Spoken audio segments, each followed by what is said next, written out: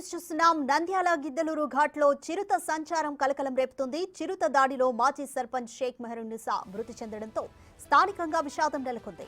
కట్టెల కోసం అడవిలోకి వెళ్లిన మెహరున్నిసాను చంపి తలను తినేసినట్లుగా స్థానికులు చెబుతున్నారు. కేకలు విని అక్కడికి వెళ్లేసరికి జరగాల్సిన నష్టం జరిగిపోయిందని స్థానికులు చెబుతున్నారు.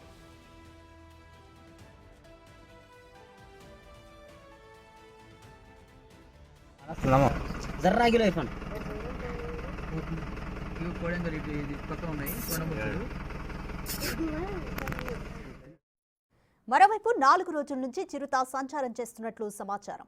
మొన్న కూలి పనులకు వెళ్లిన షేక్ బీబీపై చిరుత దాడి చేసి గాయపరిచింది.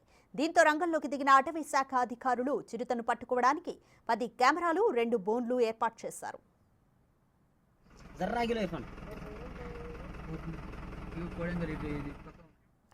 మోర్ డీటెయిల్స్ మా ప్రతినిధి శ్రీరామ్ అందిస్తారు. శ్రీరామ్, గిద్దలూరు ఘాట్లో చిరుత సంచారం ఎన్ని రోజుల నుంచి జరుగుతుంది?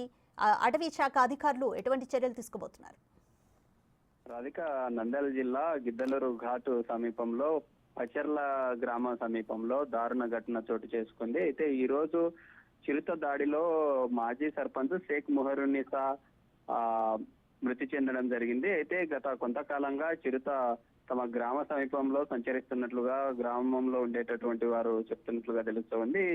అయితే మెహరున్బీ కట్టెల కోసం అటవీ సంబంధించినటువంటి ప్రాంతంలోకి వెళ్ళినటువంటి సందర్భంలో చిరుతపులి ఒక్కసారిగా ఆ దాడికి పాల్పడడం జరిగింది. దాడికి పాల్పడినటువంటి క్రమంలో తల భాగం ఏదైతే ఉందో తల సంబంధించినటువంటి పూర్తిగా ఆ భాగం అంతా తలను ఈడ్చుకెళ్ళినటువంటి సందర్భంలో పూర్తిగా తల ఇదైనట్లుగా తెలుస్తా ఉంది. అయితే ఆ కట్టెలకు వెళ్ళినటువంటి ఆమె ఎందుకు రాలేదు, ఎందుకు ఆలస్యమైంది అనేటటువంటి అంశానికి సంబంధించి స్థానికంగా ఉండేటటువంటి ఆ ఇంట్లో ఉండేటటువంటి వారు కావచ్చు లేదా బంధువులు కూడా వేచి చూశారు. వేచి చూసినటువంటి తరుణంలో రానటువంటి పక్షంలో అక్కడికి వెళ్ళి చూడగా ఆమె తల భాగం మొత్తం మొండంతో ఉండింది. అయితే తల సంబంధించినటువంటి భాగం పూర్తిగా రక్తపు అడుగుల్లో ఉండటంతో ఒక్కసారిగా చూసినటువంటి తమ బంధువులు తీవ్ర దిగ్భ్రాంతికి గురి కావడం జరిగింది. అయితే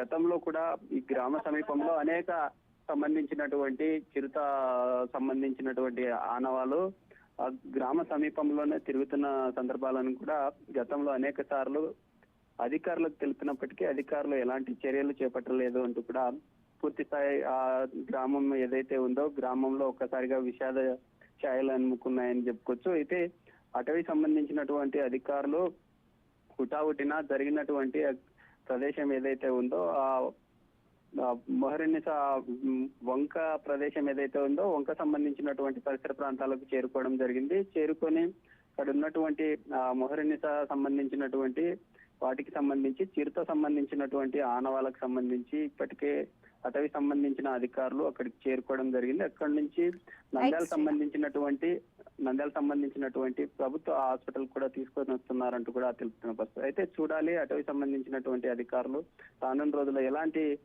చర్యలు చేపడతారనే అంశాలు కూడా తెలియజేస్తుంది. Thank you Sriram.